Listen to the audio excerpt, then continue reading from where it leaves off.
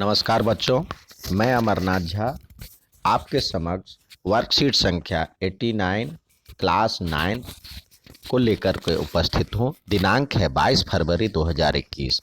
इसमें ये जो चैप्टर है, ये जो वर्कशीट है, उसका टॉपिक है चतुर्भुज। ये अध्याय 8 से रिलेटेड है। तो इसमें दिया हुआ है पहले कुछ जानकारी, समांतर चतुर्भुज किसे कहते हैं उस पे जानकारी है, उसको एक बार देख लें और समझ लें। ये समांतर चतुर्भुज की आकृति होती है। इसमें कह रहा है, ये आकृति है, इसमें कह रहा है एक चतुर्भुज समांतर चतुर्भुज कहलाता है यदि उसकी सम्मुख भुजाएं यानी सामने की भुजाएं, ये भुजा, ये भुजा, ये भुजा और ये भुजा, सम्मुख भुजाएं यानी आमने सामने की भुजाओं के युग्म समांतर होते हैं। यानी सामने की भुजा समांतर होती है, उसकी सम्मुख भुजाओं के युग्म भी बराबर हो, यानी लंबाई भी बराबर हो। उसकी सम्मुख भुजाओं का एक भी युग्म बराबर और समांतर हो। तो ये तो दोनों हो गया, लेकिन जब हम सिद्ध करेंगे तो कोई एक भुजा समांतर और बराबर हो तो भी हो जाता है। साथ ही सम्मुख कोण बराबर होते हैं। अब सम्मुख कोण क्या कहलाता है? सम्मुख कोण यानी सामने का कोण, इस कोण के सामने, तो ये सम्मुख कोण बराबर होते हैं। और आसन्न कोण कौन सा हुआ? इसका ये कोण आसन्न हुआ और ये भी आसन्न हुआ, यानी बगल वाला पड़ोसी आसन्न कोण हुआ। तो आसन्न कोण संपूरक होता है, यानी दोनों कोणों का मान 180 होना चाहिए। विकर्ण एक दूसरे को समद्विभाजित करते, ये विकर्ण और ये विकर्ण एक दूसरे को दो बराबर भागों में बांटती है।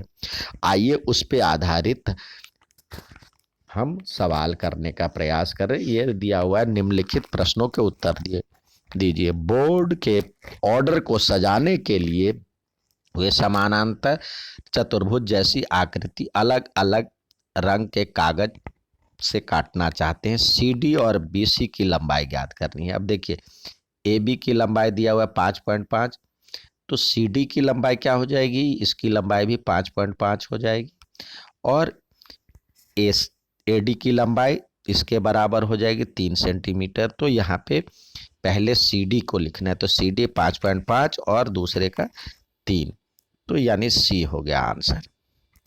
अब यहाँ पे कह रहा है दूसरे वाले में समांतर चतुर्भुज ABCD को काटने के लिए उन्होंने कोण D यानी ये कोण 60 डिग्री निर्धारित किया। तो समांतर चतुर्भुज ABCD में कोण B ज्ञात कीजिए। तो ये और ये बराबर होगा, क्योंकि सम्मुख कोण बराबर होते हैं, तो कोण B का मान आ गया 60 डिग्री।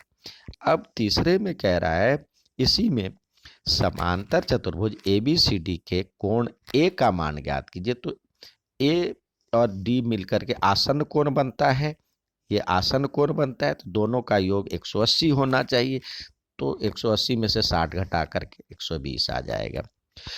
कुछ समांतर चतुर्भुजों को काटकर त्रिभुज बनाए गए जिनसे बोर्ड के किनारे पर फूल बनाए जा सके। यदि BD की लंबाई 8 सेंटीमीटर और AC की लंबाई 6 सेंटीमीटर रखी गई तो AE की लंबाई ज्ञात कीजिए। तो ये देखिए, ये यहाँ से यहाँ तक 6 सेंटीमीटर है और ये 8 सेंटीमीटर है।